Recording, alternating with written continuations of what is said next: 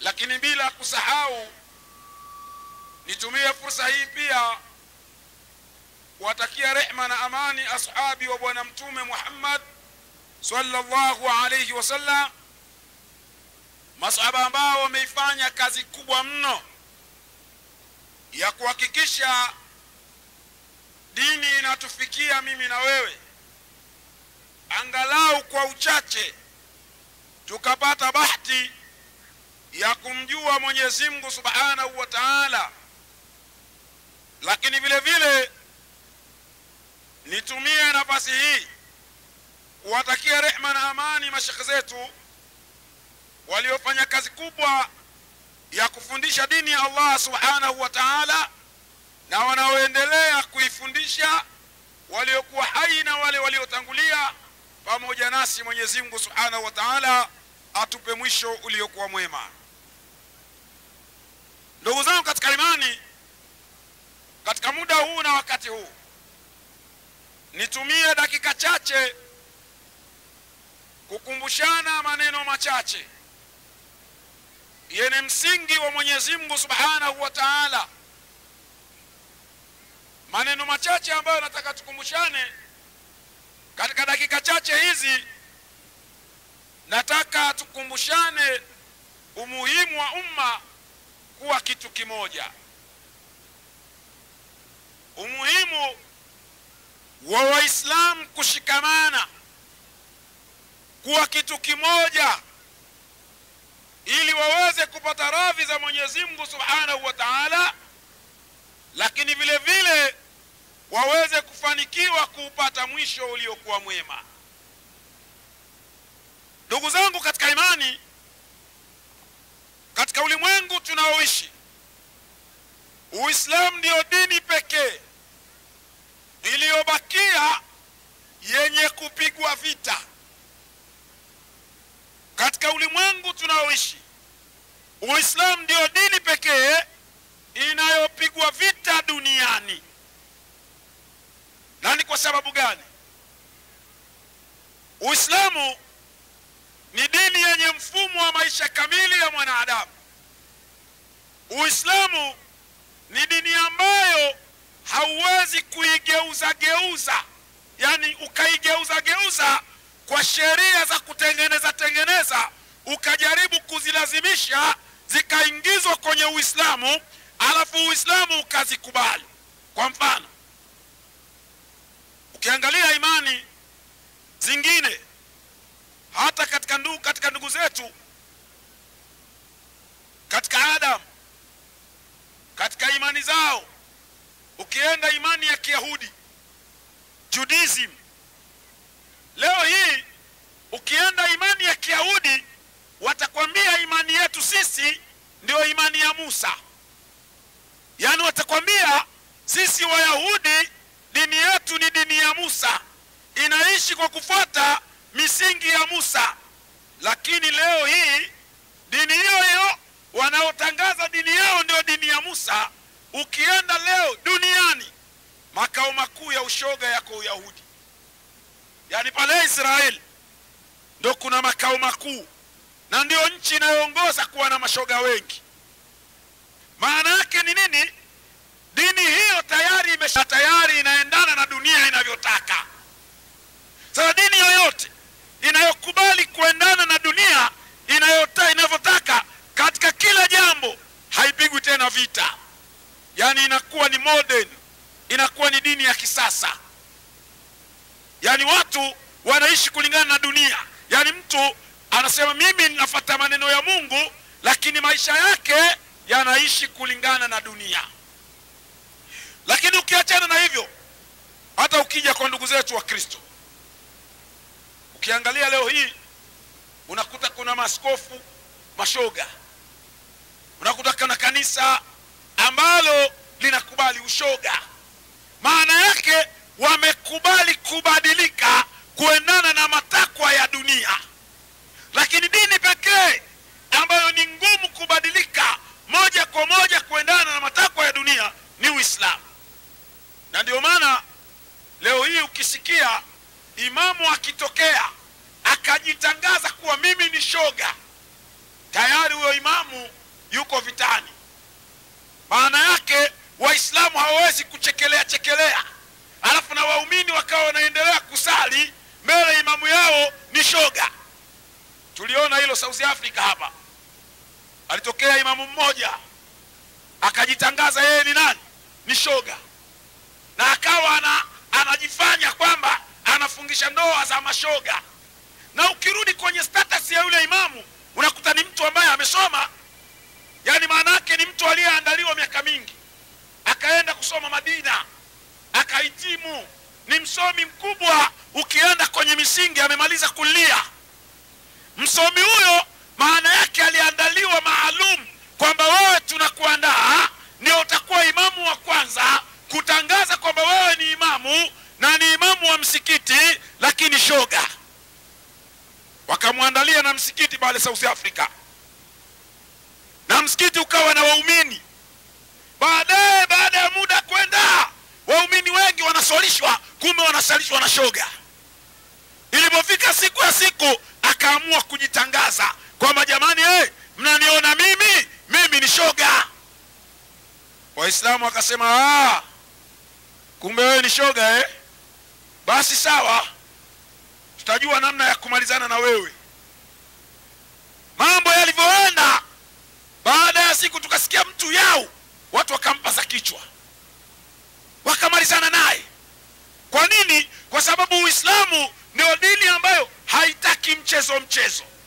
Sasa dini ya namna hii ni lazima ulimwengu uipige vita sana, kwa sababu ni dini ambayo haikubaliani na mifumo ambayo inawapeleka watu katika maasiya, inawapeleka watu katika majanga, dini ya Uislamu. Kwa sababu hiyo, ndugu zangu katika imani, tunapokuwa katika dini ya namna hii ambayo haikubaliani na mambo ya ovyo, wajibu wetu kama waumini wa dini ya Kiislamu ni nini? Kwanza ni kushikamana, kama ambavyo Allah subhanahu wa ta'ala alivyotuagiza, wa'tasimu bihablillahi jami'an wala tafarraku. Shikamaneni katika kamba ya Mwenyezi Mungu wala msifarikiane. Lakini kwa bahati mbaya Waislamu tumechezewa michezo. Watu tumekuwa tukiishi katika tafarraku, na haya sio mambo ya bahati mbaya, ni mambo ya maksudi yaliyoandaliwa kwa mipango maalumu ya kuwafarakanisha umma wa Kiislamu ili mfarakane, msiwi kitu kimoja. Maana yake kama mtakuwa kitu kimoja lazima mtapata maendeleo. Kuna msemo unasema no solidarity no development. Pasipokuwa na mshikamano huwa hakuna nini? Maendeleo. Watu wanaposhikamana wanapata kuendelea. Hata katika kanuni za kiuchumi zinaeleza hivyo, kwamba mshikamano ndio unatengeneza nini? Uchumi. Hakuna mtu anaitwa economize, kwamba mtu huyo alime mwenyewe, asage mwenyewe, avune mwenyewe, auze mwenyewe, hawezi kuendelea. Yani akiamua kwa mimi ndo nitalima, nitavuna mimi mwenyewe, nitasaga mimi mwenyewe, nitapanda mimi mwenyewe, tapeleka sokoni mwenyewe, sishirikishi mwingine, hawezi kuendelea. Ili aendelee analazimika kupata watu wa kushirikiana nao, ndio anapata nini? Anapata maendeleo. Sasa mkigawanyika mkawa makundi, hamwezi kuwa na maendeleo, kwa sababu makundi yanaondoa nguvu, makundi yanaondoa uwezo wenu, unaondolewa na makundi. Na ndio maana ukiona wakati wa Bwana Mtume Muhammad sallallahu alayhi wasallam walifanikiwa kwa sababu walikuwa kitu kimoja. Hawakuwa na makundi, hawakuachana. Mwenyezi Mungu Subhanahu wa Ta'ala anataka tuwe kitu kimoja. Na maanisha nini? Nataka niseme mimi ni kwamba haya mambo leo unayoona ya makundi ni mambo ambayo yanatengenezwa makusudi. Wallahi nakuambia, yanaandaliwa makusudi.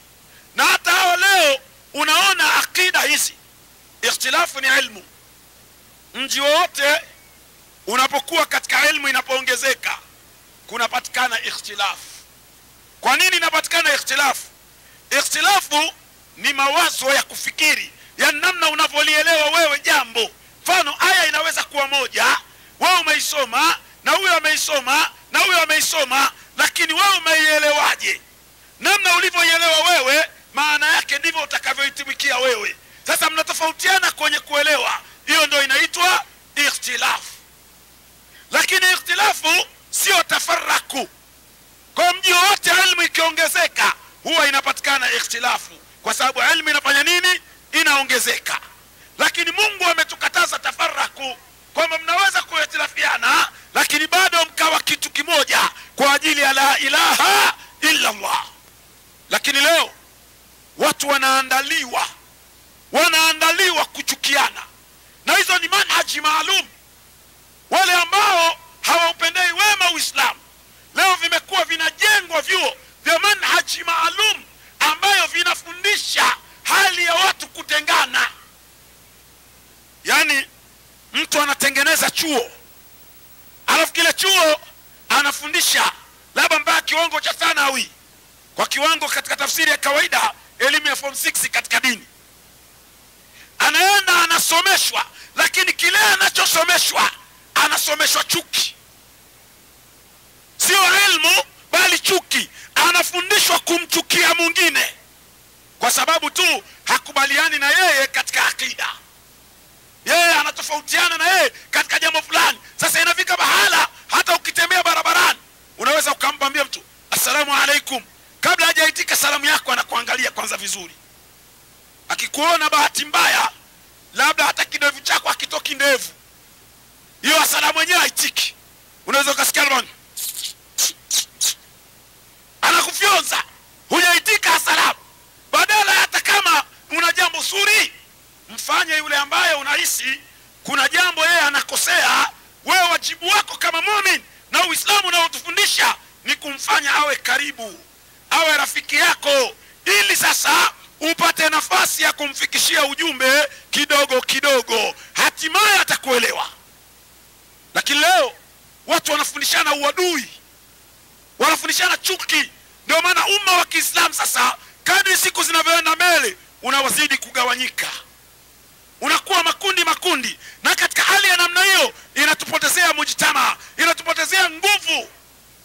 Unaweza kukuta mkoa kama huu wa Iringa Waislamu ni wachache. Mbeya Mbeya. Sasa nimekuelewa Sheikh Shafi. Mkoa huu wa Mbeya na Iringa yake pia kwa ujumla, hii mikoa ya juu hii, Waislamu ni wachache sana. Lakini uchache sio hoja, umoja ndio jambo la msingi. Kama watu wakiwa wachache lakini wakashikamana, wanaweza kuwa na nguvu kuliko waliokuwa wengi. Lakini kwa bahati mbaya unawakuta watu hao ni wachache, lakini hao watu wenyewe wanapigana majungu. Hao ni wachache, hao wanashambuliana.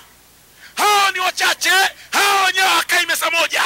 Hao ni wachache, hawazungumzi pamoja. Kwa sababu sasa mnapataje nguvu katika umma? Ndio pale umma wetu wa Kiislamu unazidi kunyong'onyea, unazidi kupotea. Ikhtilafu ni jambo la kawaida. Kwa mfano leo ukiwa unaishi nyumbani kwako, umejaliwa na Allah, una mume au una mke, una mke au una mume, umekaa nyumbani kwako, kama hamjawahi kuhitilafiana wewe na mkeo au wewe na mmeo, basi mmoja atakuwa ni gogo. Aidha huyo mume ni gogo au huyo mke ni gogo, sio mtu. Lakini kama mume ni mtu au na mke ni mtu, lazima kuna wakati mtatofautiana mawazo. Huyu anaweza kuwaza hivi na huyu akawaza hivi. Huyu siku moja hata ukiwa na mke wako, ukiona wewe huyu ni mke wako, lakini kila unachomwambia yeye anafanya tu, hata haulizi. Yaani ukimwambia geukia kulia, anageuka pu. Nenda mbele kidogo, anaenda pu. Kaa chini, anakaa chini. Nenda chooni ukajifungia mlango usitoke, anaingia chooni anafunga mlango atoki. Umo tu mpaka umwambie toka, anatoka. Yaani ukiona ni mwanamke wa namna hiyo, maana yake wewe hauna mke. Huyo sio binadamu, na ligogo.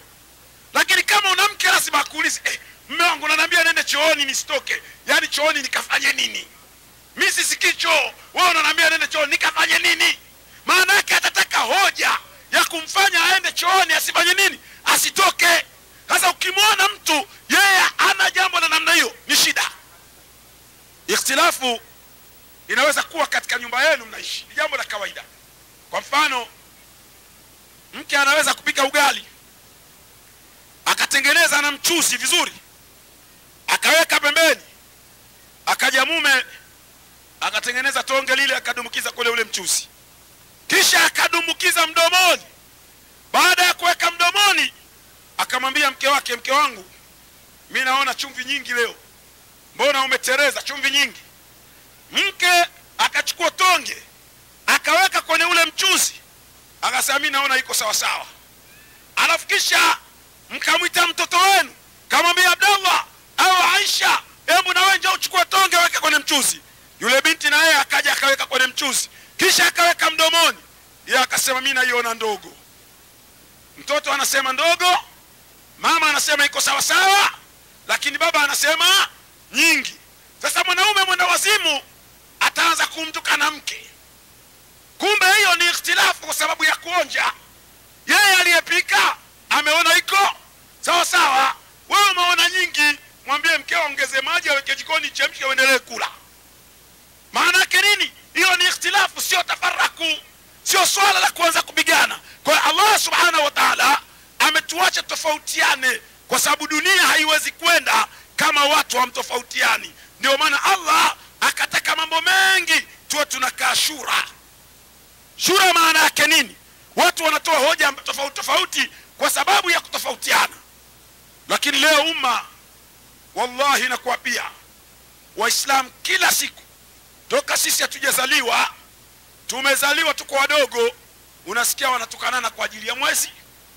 Hawajaacha, kila mwaka ikifika wakati wa mwezi huyu atakwambia leo kesho, leo kesho.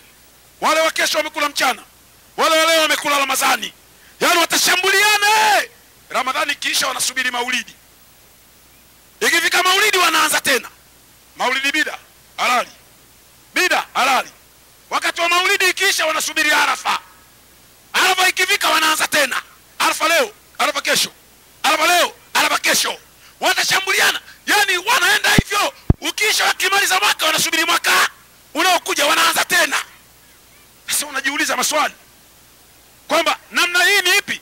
Kwa nini usikubali kwamba hii ni ikhtilafu ya kielimu, kwamba mimi nimeona kwamba Arafa ni leo kwa mujibu wa namna nilivyoelewa, na yule mwenzangu ameona Arafa ni kesho kwa namna alivyoelewa.